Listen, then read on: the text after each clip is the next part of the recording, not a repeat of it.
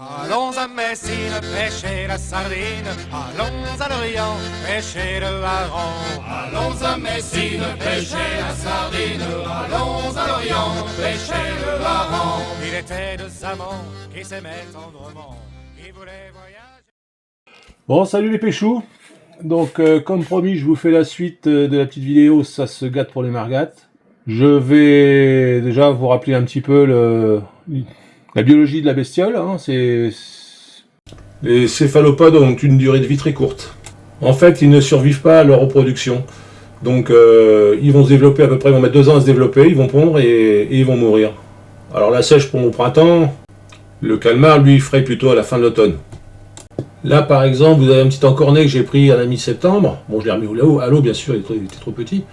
À la fin de l'automne, début d'hiver, il va avoir doublé de taille. Hein. Bon, alors, existe-t-il une maille légale pour les céphalopodes? Alors oui, effectivement, il y en a une. Il y en a une pour les poulpes, c'est 750 grammes. Et il y en a une pour les sèches, c'est 100 grammes. Alors ça concerne les professionnels, mais bon, d'après les affaires maritimes, ils l'appliquent aussi pour la plaisance. Hein. Par contre, pour l'encornet, ils n'ont pas su me dire. A priori, ça serait la même chose que la sèche. Alors 100 grammes, c'est vraiment pas gros. Hein. Quand on voit qu'un œuf de poule, ça fait environ 50 grammes, vous voyez un petit peu la taille de la bestiole. Bon, sur nos côtes, on a plusieurs espèces de céphalopodes, mais les 3 principales, c'est le poulpe, mais c'est plutôt anecdotique, la sèche et surtout l'encornet. Alors printemps-été, on va faire de la sèche.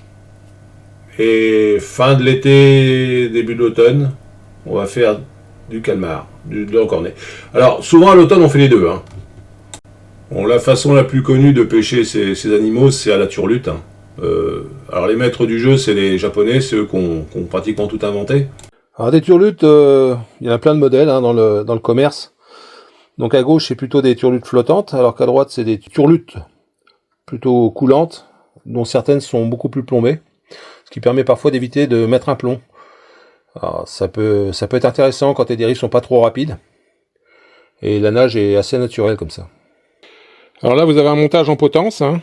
J'attache la graffe ici, sur cette boucle.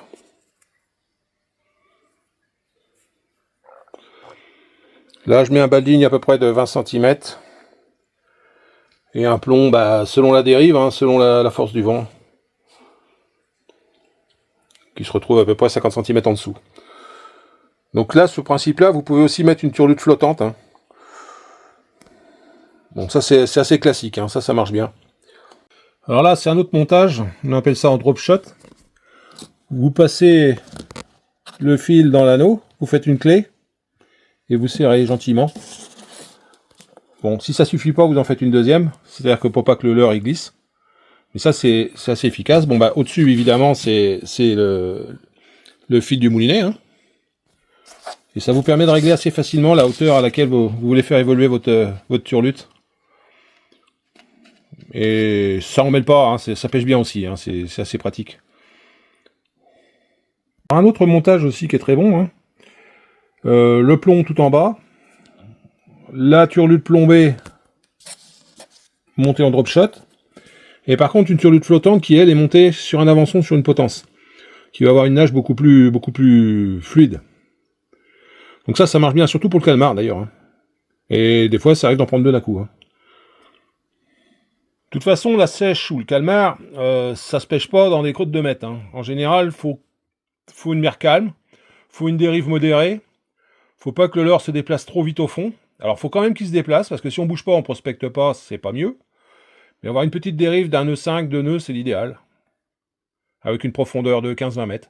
Alors les fonds, souvent c'est du fond de gravier, de sable, c'est là qu'on les prend. Hein. Bon, en général, les spots sont assez connus, hein, c'est toujours à peu près les mêmes endroits. Hein. Alors une technique un peu moins connue, c'est la pêche au poisson mort. Alors le principe reste un peu le même, sauf que là, on met un hameçon simplement pour accrocher le poisson. Alors moi j'utilise des gardons parce que c'est très facile à se procurer, hein, si vous pêchez un peu en eau douce, ou même acheter des vifs chez un marchand d'articles de pêche, des vifs de taille moyenne, et puis voilà quoi. Et donc on met le poisson, le gardon en question, sur une ligne avec un hameçon, mais l'hameçon il sert qu'à piquer le poisson, à le tenir. Donc la sèche ne se prendra pas, la sèche ou le calmar. Donc voilà à peu près comment je procède. je pique le poisson le plus près possible des lèvres, je fais une clé autour de la tête du poisson, et je pique l'hameçon dans le dos. Ce qui permet au poisson de bien nager dans l'alignement du fil, et de ne pas trop tourner, et d'être à peu près dans l'axe. Alors l'hameçon, comme je vous disais, il sert à rien, il est juste planté dans le dos du poisson.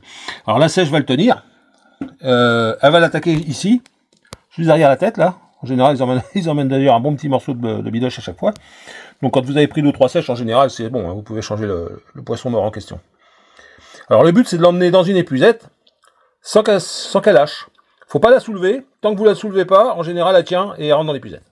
Alors le calmar, lui, il est un peu plus pointu, il a tendance à lâcher davantage. Hein. Il est un peu plus compliqué à prendre. Mais ça, c'est une technique qui marche très bien, surtout en début de saison. Hein. Vous voyez, comme je vous disais, le bec de la margate ou de l'encornet est très puissant et en général, ça fait mal. Hein. Faut pas y mettre le doigt d'ailleurs, hein, je vous le conseille pas. Hein. Donc voilà, vous avez pêché vos mollusques, vous êtes bien content. Maintenant, on va les déguster, hein, parce que c'est quand même pas mauvais. Le problème, c'est qu'il faut les vider, les nettoyer. Alors vous pouvez faire ça sur le bateau, mais c'est des temps de pêche en moins. Pour moi, c'est ça. Et à la cale, c'est pareil. Pendant ce temps-là, la partie de pêche est terminée. Et en plus, vous risquez d'être mal vu parce que ça plaît pas à tout le monde. Hein. Donc moi, je préfère faire ça le lendemain ou le soir. Je mets ça au frigo et j'ai constaté que elles se tiennent mieux, elles glissent moins dans les mains et c'est moins désagréable. En fait, elle projette ça devant elle pour attraper ses proies. Et une fois qu'elle les tient avec ça, elle les prend dans ses tentacules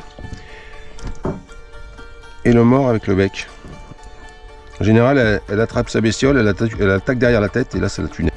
Ces 2 grands tentacules qu'on appelle des fouets, là, qu'elle range d'ailleurs les escamotes hein, quand elle nage, c'est excellent pour pêcher la dorade grise. Hein. Ça, c'est très bon. Même la roussette. Hein.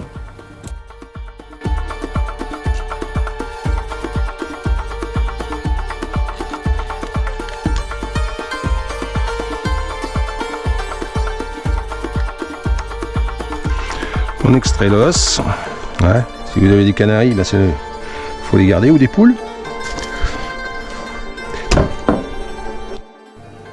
Alors une astuce très efficace aussi pour pas salir le blanc de sèche, c'est de faire ça dans l'eau, dans un seau ou dans un évier.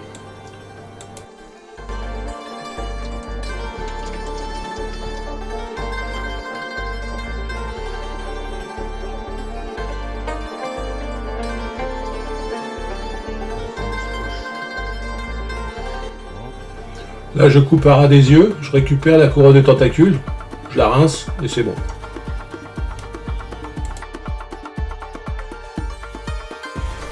En glissant les pouces sous les nageoires latérales, on décolle le manteau de la peau et ça permet de récupérer un blanc nickel. Bon, les nageoires n'ont pas d'intérêt culinaire, elles sont dures. Donc voilà, une fois que vous avez conditionné ça proprement, vous pouvez le congeler, ça se garde très longtemps, il n'y a pas de problème. Et je sais que vous n'aurez pas de problème à trouver de recettes pour vous préparer tout ça, parce que c'est vraiment bon, il y a tellement de façons de les préparer en plus, vraiment délicieux. Bon voilà, ça se termine, j'espère que ça vous a intéressé, et si ça vous a appris quelque chose, c'est encore mieux. Allez, Kenavo!